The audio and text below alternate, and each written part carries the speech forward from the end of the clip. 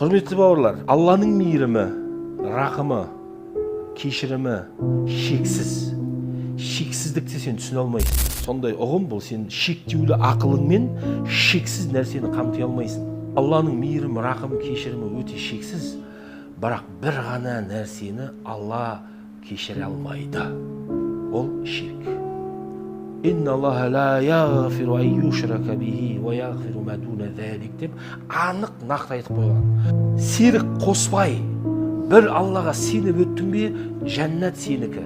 100% гарантия. Мен қала ла илаха иллаллах, ла илаха иллаллах. Тіпті қараңыздаршы, ла илаха иллаллах дегендегі бүкіл әріптер іштен шығады.